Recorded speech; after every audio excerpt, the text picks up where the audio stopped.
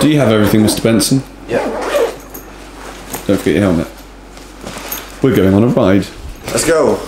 Welcome back to day 3 in Vietnam, guys. Episode 3 of the Vietnam series. We're in Phu Quoc, little island off the main land of Vietnam. It's beautiful. It's a paradise island.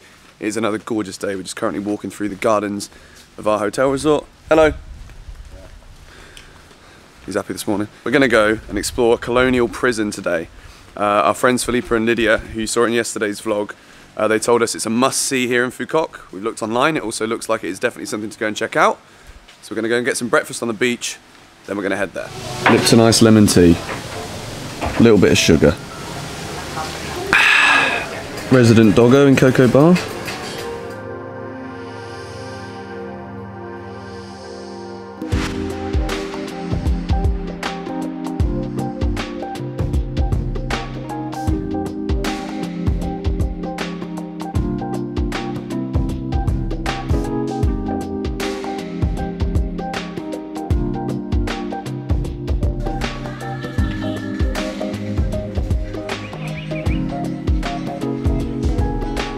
Alright then, normally when I'm doing food reviews I'm always like, that was amazing. Cocoa Bar, I mean it wasn't dreadful, but it wasn't the best I've had. And Rory's Bar, which is down the end, is a lot better. So if ever you're in Phu Quoc and you happen to be looking for somewhere to eat lunch, go to Rory's Bar, which is at the end of this street, as opposed to Cocoa Bar. Right, Lawrence, you ready to go to prison? I cannot wait.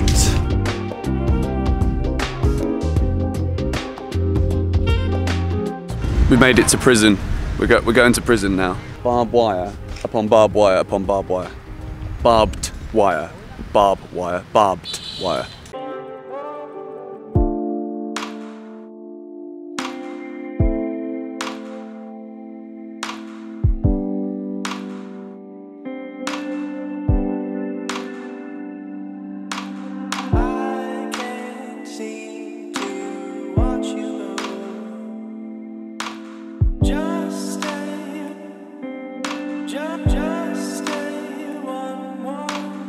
One of the most barbaric inventions that American public government used to torture prisoners at Phu Quoc jail was the tiger cage.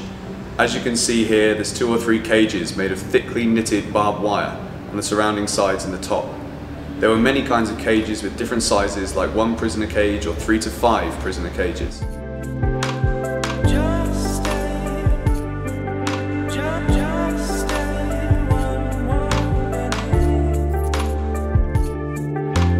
All of these different torture methods. This is like happening when our parents were born. Here. You can't even imagine the pain.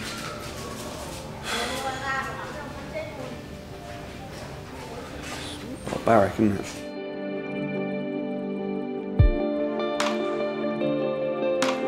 All prisoners in Phu Quoc prison were suffered extremely savage punishments and tortures. At that time, thousands of prisoners died in the prison because they couldn't stand tortures. But with the resilience, courage and intelligence, the prisoners dealt with them in different forms of struggle from low to high levels, dividing the enemy ranks, tunneling to escape.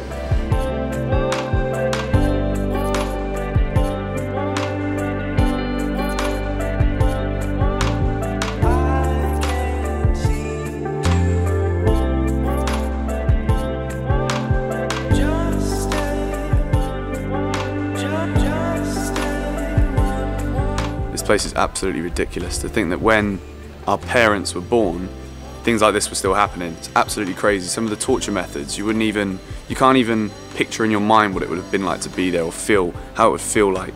And not only that, they've not just got people doing stuff to them, torturing them, they've also got the heat of the sun, which is absolutely roasting today, no clouds, and then in the winter, it gets freezing cold inside these iron walls. This would have been the worst time to be a prisoner, in the worst place, in the worst environment you could possibly imagine. It's ridiculous. Alright then, we're leaving the prison. We've spent quite a bit of time in here, and as much as I joked beforehand saying we're going to prison, this was a very, very interesting experience. I think that's probably the best way for me to say it. Would you say that, Lawrence? Yeah, absolutely. Eye-opening, for sure. Yeah.